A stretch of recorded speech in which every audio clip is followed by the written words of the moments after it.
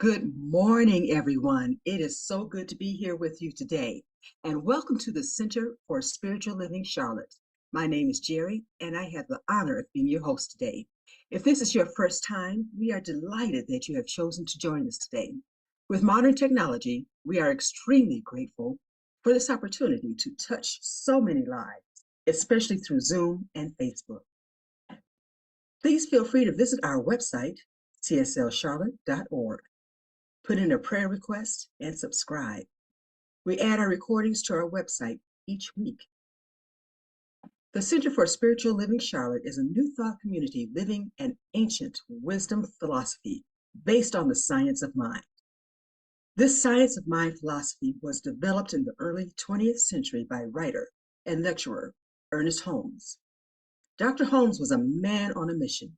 He studied truths from all of the world's religious traditions and spiritual paths. Holmes developed a fresh new way for us to look at ourselves and how we fit into the world. At CSL Charlotte, every philosophy is honored along with every race, sexual orientation, and physical distinctions. This is a diverse, open, and affirming community. There are many paths to the divine. We can call it God, peace, love, or spirit. It does not matter what you call it. This is totally your decision. You don't have to leave your philosophy or nature of knowledge. You can join us anytime. We recognize and refer to many holy scriptures such as the Bible, the Quran, and Torah, just to name a few. Our vision statement is to continue a spiritual community creating and preparing a succession of future leaders who can fully integrate, teach, and expose the science of mind principles, messages, and practices that strengthen the mind, body, and spirit of individuals. One of our aims is to create a high collective consciousness for everyone in this community. We teach everyone the tools to do just that. So come and join us as we meet each Tuesday evening at 6 p.m. Eastern Time. So welcome everyone and enjoy our service as we celebrate this powerful being which lives within each of us. So now, just to let you know, our fearless leader, Reverend Rosedale, is on vacation today. Our visitor, Reverend Catherine Bonin, is taking the mic. All yours. Well, thank you, Groovy, and welcome everyone. What a pleasure, what a joy it is to be with you this morning as my dear friend and our illustrious leader, Reverend Rosedale, is visiting with her family in Florida. I want to welcome all of you, whether you're live in person today with us or whether you're watching this later on Zoom or on Facebook or YouTube. We're so glad you're here. The CSL Charlotte community is a loving, inclusive community, and we are so thrilled that you're a part of it. I'd like to invite you now also to just take a moment and get in touch with that place of peace within you. Let's ground ourselves as we jump into this beautiful morning and share some time and some inspiration together. So let's all just take a deep breath and be present, be right here, right now. Let the cares and worries and concerns of the world, leave them behind for the next hour or so as we celebrate that thing called you, that thing that is spirit expressing itself as you. So now it's my pleasure to invite Mo to start us off with an opening spiritual mind treatment. Thank you, Reverend Catherine. So let's just take a moment and settle into that place within our hearts and within our minds where we know and we feel gratitude for this day, for this wonderful community that has gathered here for service. I know that each and every one of us glean from Reverend Catherine's message everything that is ours to hear, and that we are blessed during this time of community, this time that we spend together, that everything runs smoothly and easily and seamlessly. And we all get exactly what we need to fuel ourselves for the upcoming week. I know it is done with ease and with grace, And I invite you all to lock this in for yourself. And as I lock it in for myself by just stating, and so it is, and so I let it be. Thank you so much, Mo, for that beautiful prayer. And now we often like to have a reading that's in sync with the message today. And so Jariva is going to share with us a meeting around a reading about intention. And once Jariva's finished, we're going to jump right into a song called A Beautiful Morning by the Rascals. You got it, Jariva. Thank you, Reverend Catherine. Today's reading is an excerpt from A Spiritual Practice, The Power of Setting Intentions by Steve Farrell. Intentions are the conscious mental states that drive our thoughts and actions and ultimately become the driver of our lives. They are the blueprints of our experiences, the framework upon which we build our reality. Unlike mere wishes or goals, intentions come from a deeper, more sacred space within us. They are not merely about doing, but about being. Our being state is where we consciously choose how we wish to show up in the world. Imagine you are an artist. Your intention is not just the final piece, but the individual brushstrokes, the colors you might choose, and the feelings you pour into the art you are creating. Your intention sets the emotional, mental, and spiritual tone for everything that follows. The importance of intentions cannot be overstated. They are the magnetic force that draws experiences and opportunities toward us. By setting clear intentions, we align ourselves with the universal energy that is always conspiring to fulfill our highest good. This is a law of attraction at its finest. Intentions directly contribute to raising our consciousness. When we set an intention that is in harmony with universal laws and the higher good, we elevate not just our frequency, but that of the collective consciousness. Think of intentions as tuning forks. When struck, they emit a vibration that resonates far and wide, touching every life and every heart that is open to receive its message. Intentions serve as catalysts for transformative action. They compel us to become better versions of ourselves, to treat each other with kindness and respect, and to treasure our planet as a sacred ground that it is. They inspire us to live consciously, seeing each level of unity and oneness in the universe. And I would like to close today's reading with a daily word from C.S.L. Dallas titled Powerful Intentions. You are not here to suffer, endure, be put to the test, or even to learn. You are here to create and express life as you. Set your intention to be the best you can be. Create the biggest life you can imagine. Contribute outrageously to a meaningful life. This is your birthright. This is your reason for being. The power of this intention is huge because it is completely in alignment with life itself. Set your most powerful intention to flourish and grow and watch the whole universe unfold in your favor. And so it is.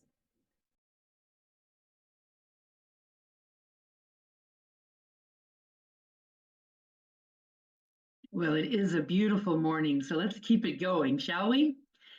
So there was a grandmother who had her grandson spend the night, and in the morning, he decided he wanted to give her a cup of coffee in bed. So he dutifully made the coffee and tiptoed into her room with it in his hands, and he tapped her on the shoulder and said, "Grandma, Grandma, I have a cup of coffee for you."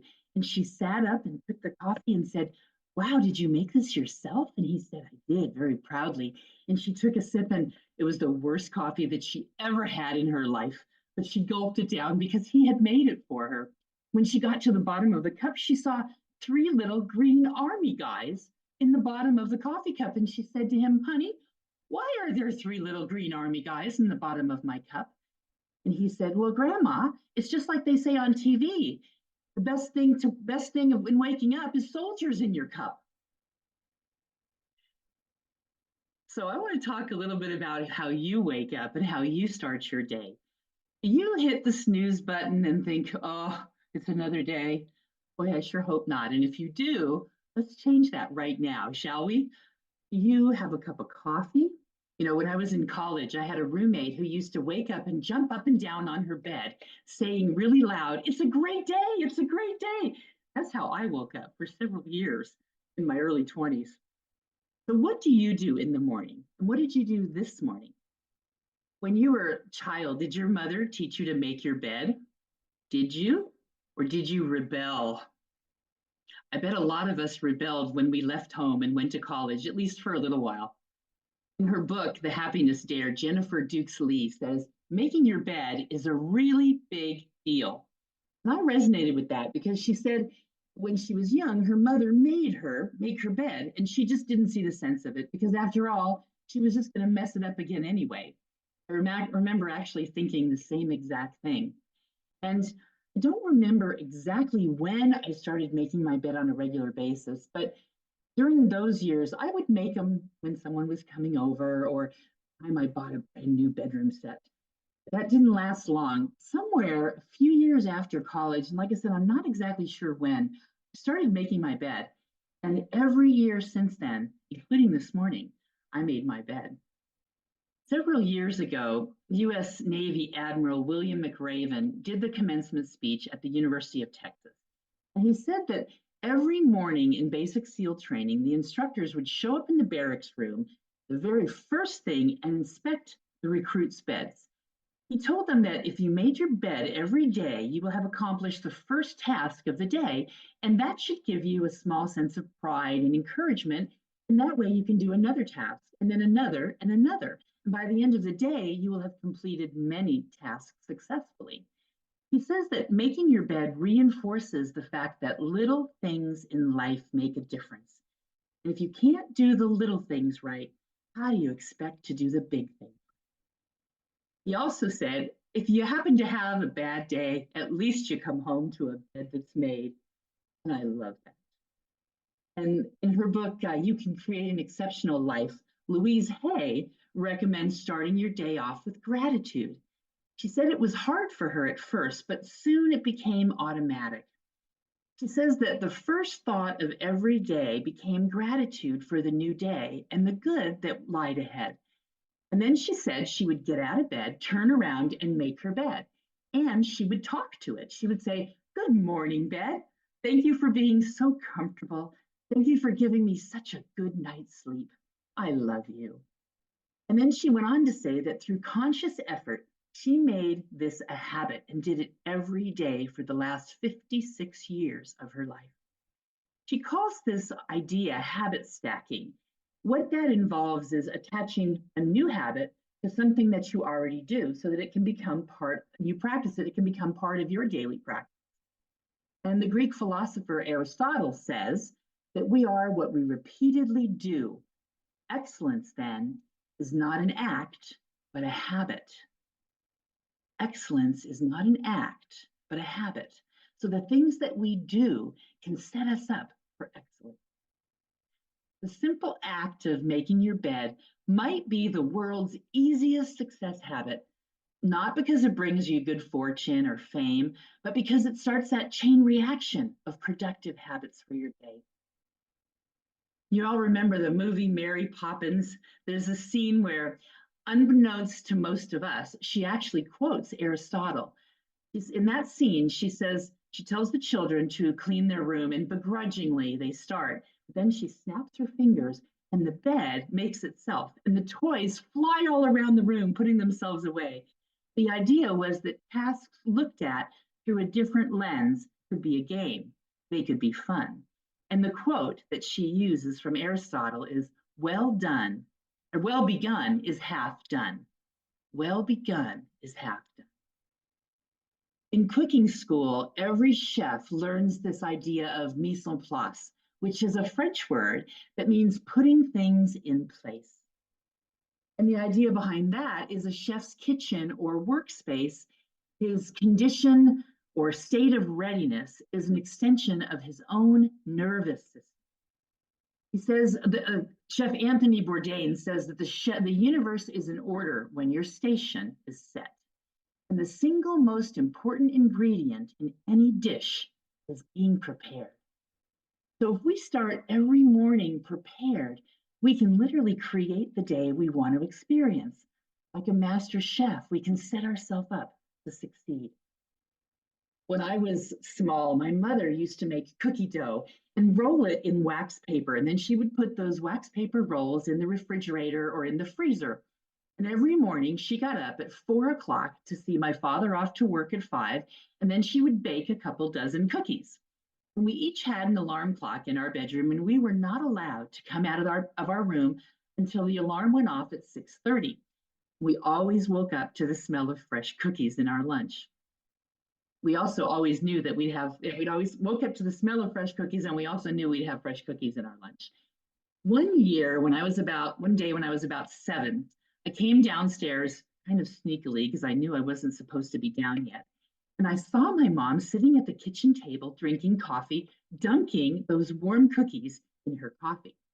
Well, she spotted me pretty quickly and let me sit down at the table with her. And she told me that today was going to be a special day because she was going to allow me to have a cookie and to share her quiet time. But in the future, I needed to honor her request by staying in my room until 6:30 because this time was really, really important to her. You know, with 5 kids, get it. This was her form of spiritual practice, this quiet time every morning. In Richer Living, the founder of Science of Mind, Ernest Holmes, tells us communion with spirit is one of the greatest privileges of life. And when we commune with God, we don't tell the infinite what to do or how to do it, but that's talking at God rather than communing with him. By communion, we mean silently entering into divine harmony and beauty until we feel that harmony and beauty, until we feel it in our own souls and in our own minds. Then and only then do we see it outpicturing in our lives. That's spiritual practice. That's what my mom was doing early in the morning with her coffee and her cookies. That's how we set ourselves up for success, by taking that time. You know, the idea of making our bed is important, but it's also a metaphor. Whatever you do, do it with intention. Allow everything that you do, even making your bed, be a spiritual practice, and then move on to another and another. Like me, after making my bed, some of you probably meditate or read or listen to quiet music. I know that when I do those things, life seems to work better for me. Problems don't seem as big, and I experience a deeper level of joy and satisfaction in my life. And if you need more than that, more than my mother's guidance, or perhaps your own mother's guidance, the idea of mise en place, the cookie story, or the words of Ernest Holmes, let's talk about the master teacher Jesus. Do you remember in scripture, after the resurrection, the Bible tells us that early in the morning, the women went to the tomb. They went with oil and with spices to anoint the body. But they found the stone was rolled away, and they found the linen cloth was folded neatly in the tomb. You know what that means? That means that Jesus made his bed. And in Mark 1:35, we're told very early in the morning, while it was still dark, Jesus got up. He left the house and he went off to a solitary place, and there he prayed. Later in that same chapter, in Mark 4, we're told why. He prayed to avoid the distractions that come from the busyness of the world, from people, events, and required duties.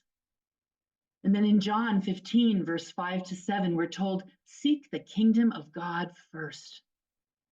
This is about how we set our mind, our emotions, and our intention for the beginning of every day.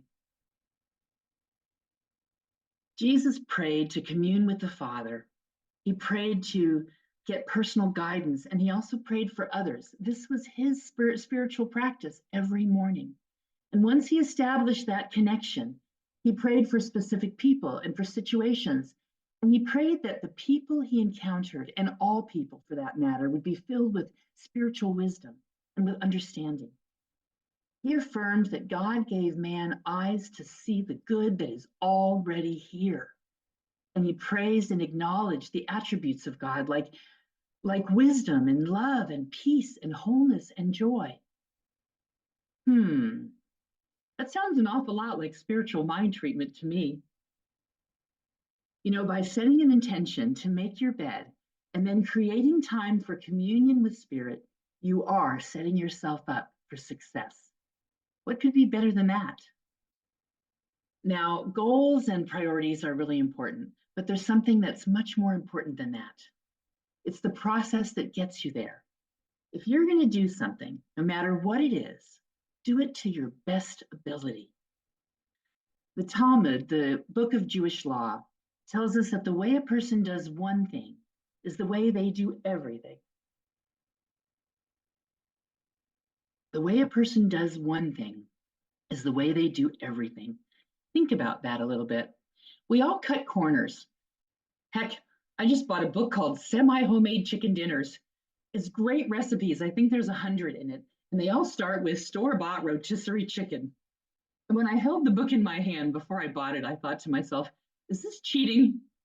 And then I thought, no, I don't think it is, because it's a decision that we each have to make of what's important to us, what's important for us to create time for.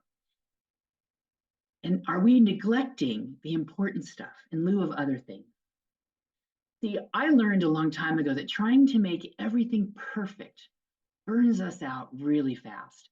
And it's important for me to find that place of balance. And I think it probably is for you as well. I recently retired, and before I retired, my last gig, if you will, was a project where I was working on a large merger and acquisition with two really big companies. And one of them was headquartered in San Diego, which is where I happen to live.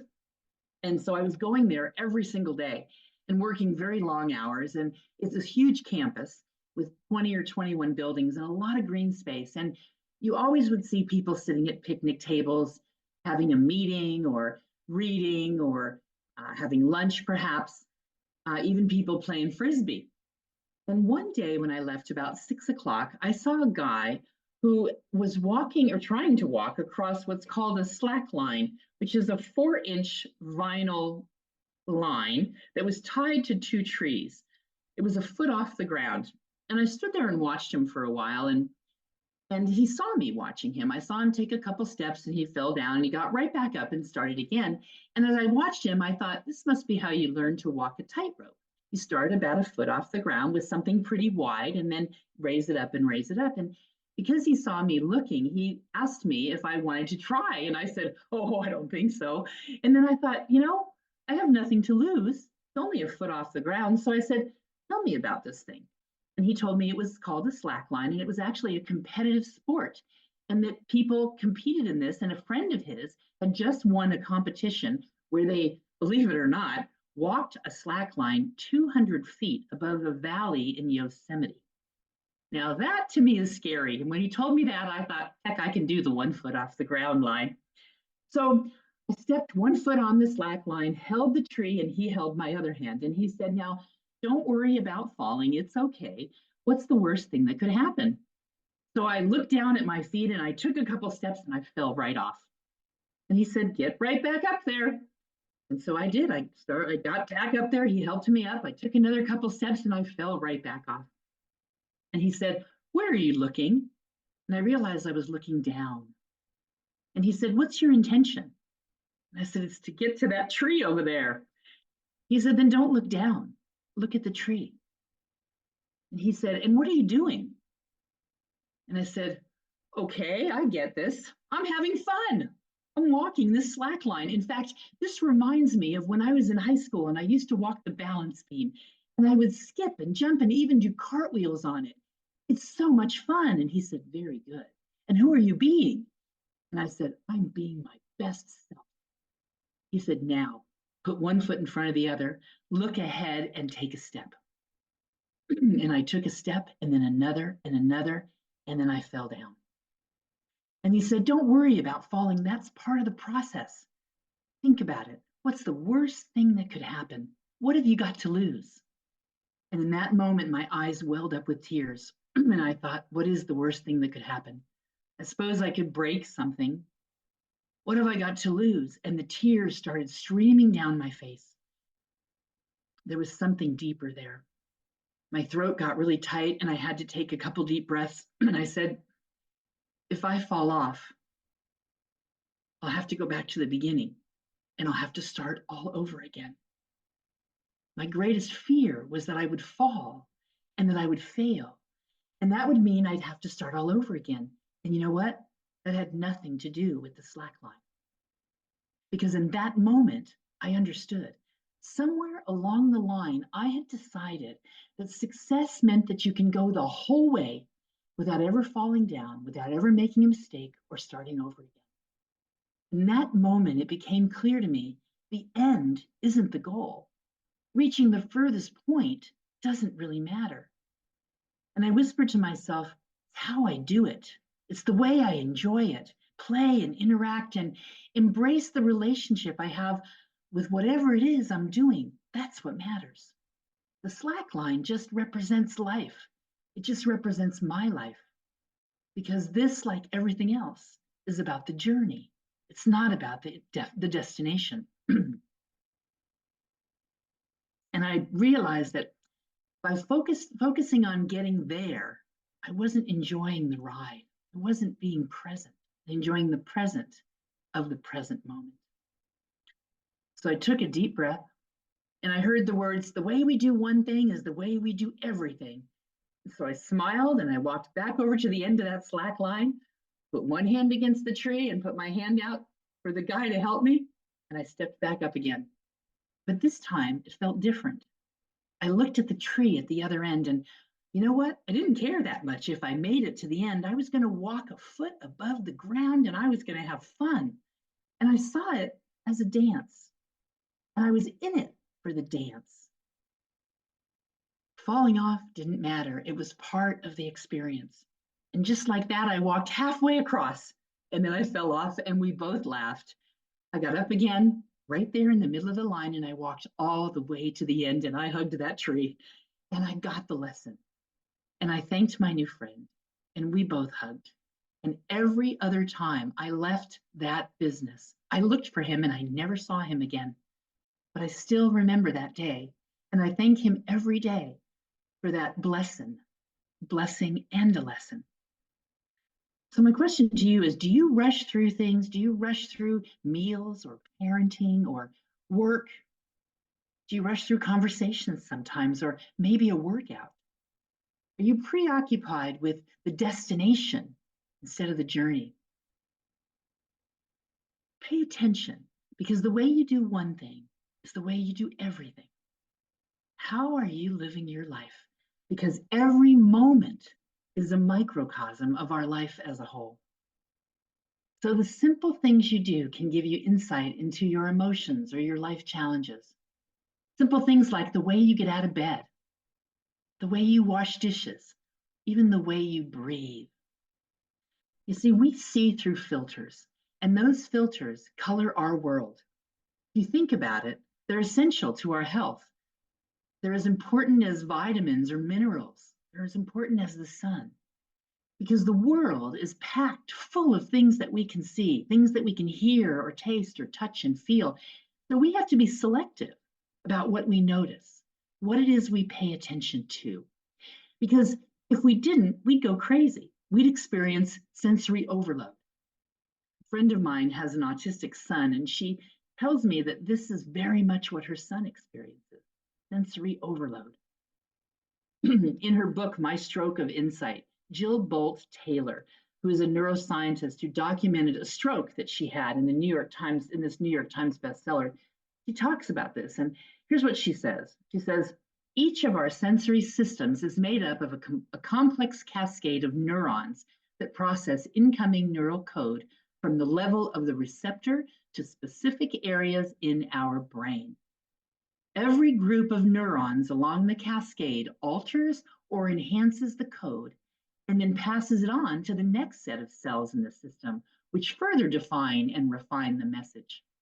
And by the time the code reaches the outermost portion of our brain, the higher levels of our cerebral cortex, we become conscious of the stimulation and we begin to have an experience which is also shaped by our thoughts and our beliefs. If any of the cells along the pathway fail in their ability to function normally, then the perception is skewed and one might experience more stimulation than they can handle. And so it is in the world. See, we don't live in the real world.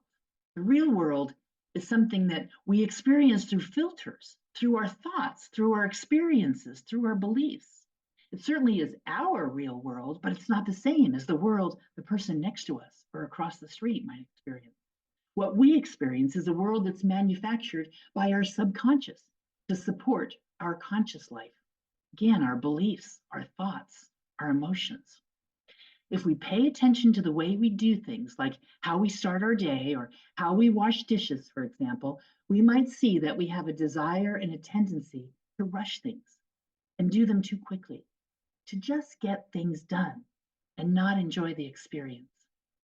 If we pay attention to how we breathe, we can see our own stress and our own tension.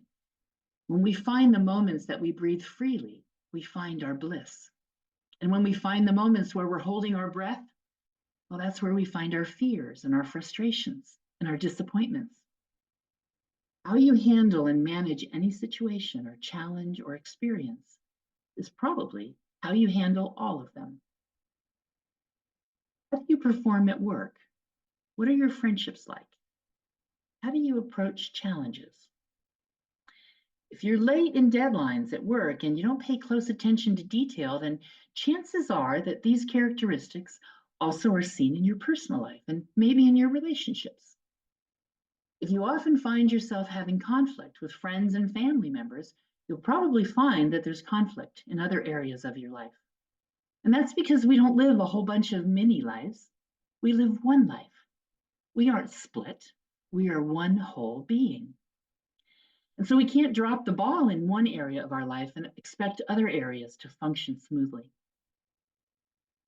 When I procrastinate at whatever it is I'm going to do, I find I get myself into a frenzy and I get exhausted. How about you? I have nothing to give in those times, nothing to give anyone else and nothing to give myself. And I find I'm out of balance. And I go back to my own life and my day-to-day routine, crabby and testy. But none of you ever do that, do you? See, the habits we practice in one area become our life. So let's pretend that I'm in your house right now. Take a minute and in your mind's eye, open your closet. Are there a bunch of clothes in there that you never wear but continue to hold on to just in case? What does your garage look like? Do you have a pile of to-dos on your desk? Are there people in your life who don't match who you are or who you want to be? And if so, why are you still connected to them? Is there some area of your life that you know could be better, but you just put it off and you find yourself settling for something less than you know that you want or deserve? Let's face it, none of us are perfect at everything, but the little ways we drop the ball in life are going to add up and affect other areas. And it's true, the way we do anything is the way we do everything. And here's the good news, the way we do anything is the way we do everything. So when we make small conscious changes in one area of our life, we affect other areas like those neurons that cascade and fire in our brains, or like the wings of a butterfly that can start a tsunami on the other side of the world. So here's your assignment for this week. Set an intention to begin each day a little differently. Start with something that sets you up for success. Making your bed is a really good one. And like I said, it's a metaphor for life. So if you already make your bed, listen to the birds or do morning pages or listen to soft music. Make a ritual out of making tea or coffee. Do whatever it is that gets your day started on a positive note. Use that concept called habit stacking, because everything that we do is interconnected. We're not divided beings. We don't live a bunch of separate lives. We live one life, and that flows. That life flows one activity into the next, into the next. And when we finally realize that the way we do anything is the way we do everything, we realize that with the power of setting intention, we can change every aspect of our life. And it can start with just remembering to make your bed. And so now I'd like to invite you to sit back and just absorb these ideas as we hear a wonderful new song called It's a New Day by Alicia Keys.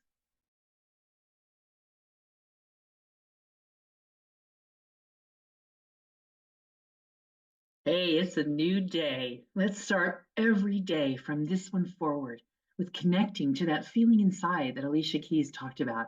It is a new day. Thank you, Mo, for updating us on the prayers, and thank you, Alan, for the information on all the wonderful things that are happening here at CSL Charlotte. I also want to thank Groovy for our being our MC and opening us up and walking us through the giving portion. Remember, you can give of your time, your talent, and your treasures. All are welcome here. I want to thank Mo for doing the prayer work for us, Geneva for the reading, as I said, Alan for all the announcements, and Horace and Melissa for the behind the scenes stuff that they do. And I think I got everybody. So with that, I want to invite you to start right now, and to make a commitment to yourself, starting right now. I'm going to set myself up for success. We're going to have Mo pray us out, and then we're going to hear a beautiful song by Brandy called Starting Now.